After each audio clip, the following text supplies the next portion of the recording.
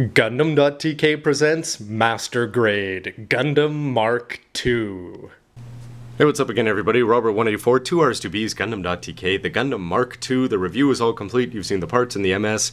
Now it's time to hear all the good and bad things in one place. First, for some of the negatives, and I'm going to start with one that's a little bit nitpicky. It's just the fact that if you've been building some of the newer ones, this doesn't have a full inner frame. If that makes sense, because there are all sorts of little parts here, like the orange parts, and the head doesn't have an inner frame that isn't fully gray, but you know that you're nitpicking when you're getting to things like that. Where I have a much bigger problem with this kit is just for the fact that the legs are getting tricky. I talked about with the ground Gundam and the Strike, and you can see the difference between a 2000, a 2003, and now a 2005 Master Grade. This is just getting to the point where the legs every once in a while just have a few too many moving parts, and so they're not easy to line up. If you have patience, you can defeat that with no difficulty. However, with something like the Master Grade Zeta version 2.0, where those legs never want to line up and it wants to fall over all the time, you can see that the Mk-II is on its way there, but it still hasn't crossed into too much of a problematic area. Also, speaking of legs and hips, the Destiny Gundam had a pretty terrible hip gimmick, I thought. This one seems to have a better one, although it's something that you're not going to use too often, that you can slide it right forward if you wanted to have some sort of a crazy pose. It's a little bit hard to do, so that means you're probably not going to do it. But this is where the biggest problem is for me. I've had a few broken parts, and I've got some actually up here on the shoulders holding them on, and on the base. But the worst part is the loose hips. And yes, I did take this Gundam apart for the review, and because of that, you pop them off the ball joints and the poly caps can get loosened up. I don't like doing that in the first place, but in this case, now, I tried doing some aerial poses, you put the feet off to the side, and they're just going to drop back down. Now, I'm hoping that that's just a temporary problem, and that if you just have everything the right way, that's not going to be a problem. But whether it's putting some nail polish remover, or you hear all sorts of different tricks, I hope I don't have to go there, but if the Mk-II had better joints, it wouldn't be an issue. I'm not too crazy sometimes about the way that it leans left and right, but otherwise, when you're talking about complaints like the fact that the Vulcan pod looks just okay instead of cool, you know that you've got a pretty good thing on your hands here. On to some of the good things, and there are a lot, and I'm just going to start with the way this thing looks. This looks like a Master Grade that was made in 2005 based on a well-loved MS that had an old Master Grade that was pretty good, but this one just comes across as having amazing proportions, and the colors really work. The fact that you've got that differentiation between the weapon, sort of green compared to the navy blue all over the body, very different from the old school blue on the Gundams and the Zeta. I really like the color scheme here, and the orange pops and the gray is just screaming out all over the place.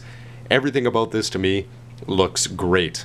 Now, just having good colors though isn't enough and good proportions. You've got to have the ability to do some posing. And if you saw the MS part, I think that you'd agree that there's all sorts of things that you could do. You're only limited by your imagination and those few problems that I mentioned about the hips, as there goes the Zeta. As important as looks are though, they don't really mean too much unless you can do interesting poses, and I think that the Mk-II, you'd agree if you saw the MS, does a really good job. First of all, the legs, they are very posable, which is a really good thing. Outside of those problems where I mentioned that the hips can be a little bit loose and things like that, the ankles work and they show off chrome, and the upper body seems to do well. And I'm really impressed, especially with the shoulders. They just come forward a little bit, but that up and down motion, actually you can use it a lot more than you thought. And if you put a Mariel with the help of an action base or a similar kind of trick, you can do all sorts of things. And that has a lot to do with just the fact that you're going to get a whole bunch of interesting weapons with this. Now, when you look at a few Gundams, I remember like Strike and Destiny, the beam rifle is very unremarkable, and I don't know why, but this one, just the fact that you can take the energy pack on and off and swap them on the shield, just has that level of playability. It's got a few moving parts down here, and the sight can move, but it's the bazooka, the multicolored bazooka. This is what made me really like the Gundam version 2.0, and I'm talking about the RX-178 too. Having a differentiated colors here in the weapons just makes a big difference, and I think that it looks great for the Mk-II.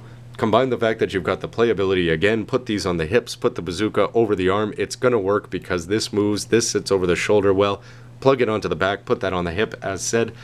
Everything about the weapons, for me, is a winner, except, yeah, the Vulcan pack. A little bit boring. I'm also a big fan of the shield just because you do have variations on how you can attach it on. Put it behind, put it on, you can close it up, although I don't really know why, but I'm pretty much just happy with that.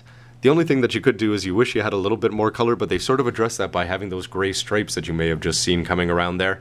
And I'm not a big fan of these yellow decals, but otherwise the shield overall, if you put a few decals on the front, I think it could look a little bit more interesting, but I'm happy with it just the way it is, especially because it's actually functional and seems like it could function as a proper shield.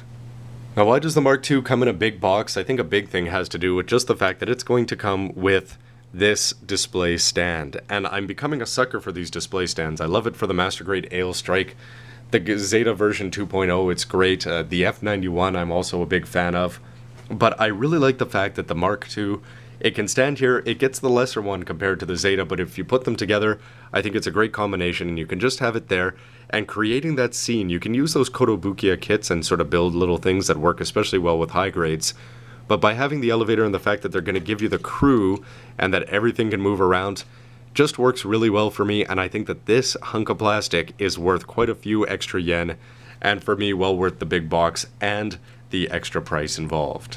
Now, something that you can't quite see here is the inner frame, which I sort of complained about before. It's a very good inner frame. When you're putting it together, you're going to be really impressed. The fact that you've got pistons and chrome, and the one for me that I'm still quite happy about is these mesh pipe parts, which again go behind on the knees and up here. I've been raving about them on the backpack. I think that they make all the difference. The inner frame, the fact that it's got the pod inside, and Camille's actually feels like he's inside a futuristic kit compared to something from 0079.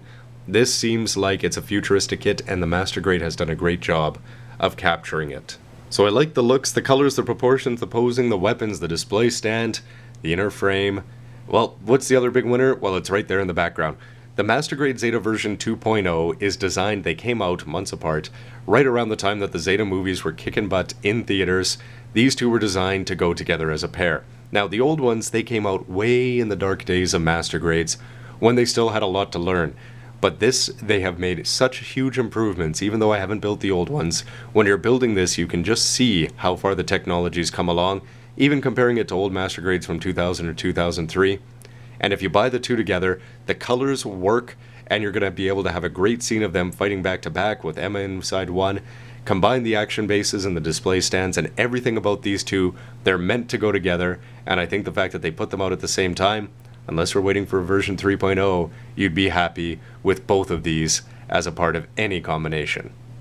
Final question, does it capture the power of the anime? Well, I hope you saw the posing before, because for me, it certainly does. The fact that he can do a Char Red Comet kick is just awesome, and that's something you can only get with a version 2.0. It's worth the extra money just for that. Being able to pull out the beam sabers, putting the bazookas on well, crossing the arms for the shield shooting, the aerial poses, and the way that you can just move the legs all over the place and have him come in and go for a hard landing on the deck.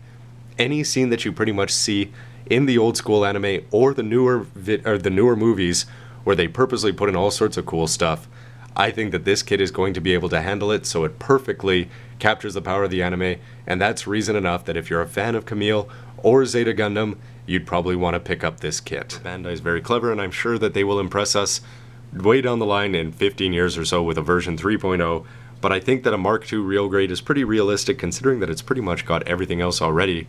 I don't know where else it can go. Now we can talk about Master Grade version 2.0s, but that's a video by itself.